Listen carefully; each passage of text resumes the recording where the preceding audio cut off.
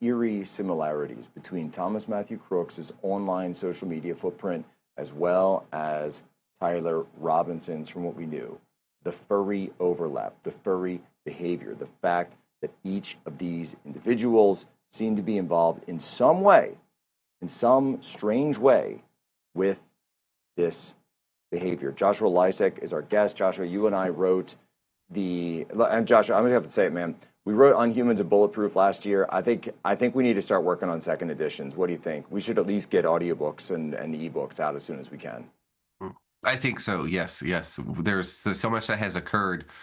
Some of the initial, let's say, critical review of Unhuman specifically was that it was extreme and hyperbolic, and now those same people are apologizing to us and saying this content, it turns out, it wasn't extreme and hyperbolic. It was just right and prophetic. I'm sorry. Yeah, well, you have Steve Bannon goes to jail the week the book came out. Then 10 days after the book came out, Donald Trump gets shot at a political rally. Corey Compatore gets murdered. And then about a year and change after, Charlie Kirk gets assassinated at a rally in Utah.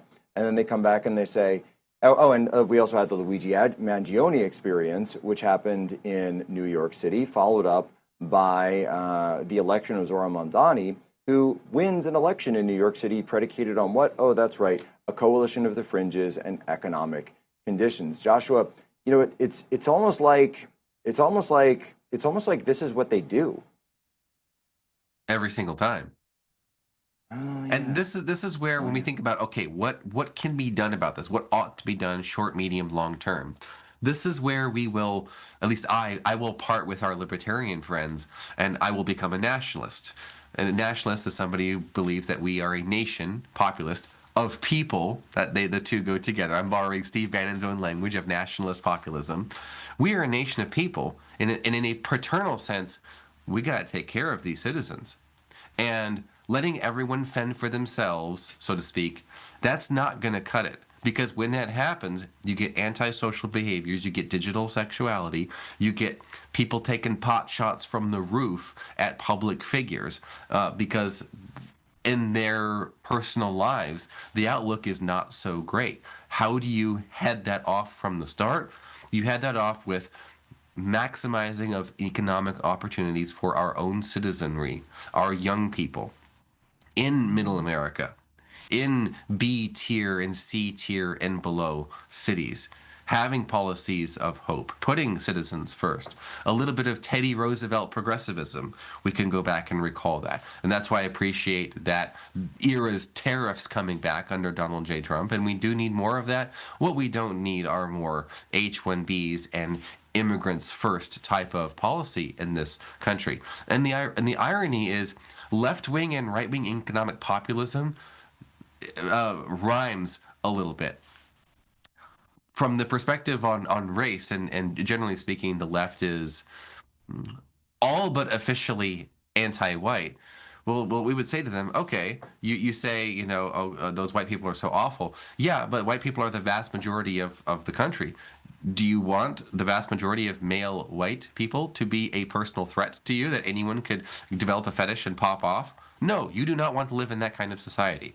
And then to the right, we want to say to the right, do you want to live in a society where that same thing can happen? Because that kid, despite having an IQ of whatever, basically well into the 3 digits, they can't find a viable economic path for themselves to have whatever the 21st century American dream equivalent. For most people, it's not the white picket fence and the townhome and the 2.5 kids and the 1.5 pets anymore. It's new and it's changed. And yet there is a dream in the heart of every American. And if there is not a path to achieve that success, they will achieve success on a very different path to a very different destination. And oftentimes that destination is Utah Valley University or Butler, Pennsylvania. Right. And there's a lot of people who want to say, that, it's all just the internet. It's all just the internet. But I actually would argue back and say that yes, the internet can present these ideas, but there's also ideas have virality and have an ability to transmit themselves throughout every society. And when we wrote on humans, 1790s France, There was no internet. There was no Discord servers. There were no video games. But there were these ideas. And I was about to say, by the way, that the transcendent writers perhaps could be the trans writers of their time, if you will, Joshua. Ha ha! Ha ha! Oh, I did it. That's right. Take that, Walden. And so sorry, Thoreau. And so you've taken this and the same with like Maoist China or Tsarist Russia. There's no internet tied here. It's the break with reality. Whatever fills that break is it doesn't necessarily matter as much. And so what you need is to create the conditions for a stable society to keep your stable society going, or the brain rot, through whatever vector, will come in and will penetrate. Because if you don't provide that off-ramp for people, and so I did, sit down with Fox and Friends on Sunday morning, and this is what I talked about. I said, guys, it's not just the GDP and the stock market. You have to look at the economic conditions of the people. What are the economic conditions? What is the cost of living? I care a lot more about the people of this country care a lot more about the turkey that's going to be on their table than they do about the turkey that's 5,000 miles away. Joshua Lysak. And also the stock price of Tyson Foods, let's say, or Morningstar, yes. Although they're part of Tyson. But you get the idea, right? This sort of abstractions. Well, the economic is blah blah blah blah blah. No, we have become one nation under GDP. And we got exactly what we bargained for, unfortunately, where the economy, from the perspective of shareholders and the asset-owning elite, those became it.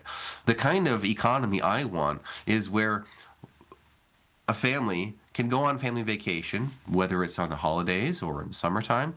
They can go to a nice restaurant, the husband, the wife, the 2 or 3 kids. They can go to that nice restaurant. And without stress, they can pull up the menu, order as they please, and not fret over the prices of the items on the menu, much less the cost of the vacation for the family. And what that this does, is the United what this does, right? And by the way, another country that didn't have the internet, Weimar Germany. And so when we look at all of we know what the Weimar Germany had, a ton of sexual degeneracy. There's no question about it. And hyperinflation, economic crisis, and deviancy. Those go together. Deviancy, it goes absolutely together. So what do we see as the way forward? The way forward is when you have economic stability, when you have an economic path forward for the people. They're not interested in the fake stuff. They're not interested in fake reality. They're interested in reality itself. And you, dear listener, whether you're in the White House or you're in the big house, or whether you're in the Capitol, or wherever or if you're just out there mowing the lawn today, or raking leaves, getting ready for Thanksgiving, we must create a stable society for the next generation, or they will rise up and kill us all. Joshua Lysak. Economy and immigration, economy and immigration, economy and immigration. These two issues. This is the right. This is the past, the present, and the future of the right. These are the issues that the right can win on, not these time-wasting ethnic grievance, let's say, detours where there's infighting, or who had who on what podcast and who said what kind of teeny bopper high school caddy games, a complete waste of time. What is it going to take to get the price of turkey down?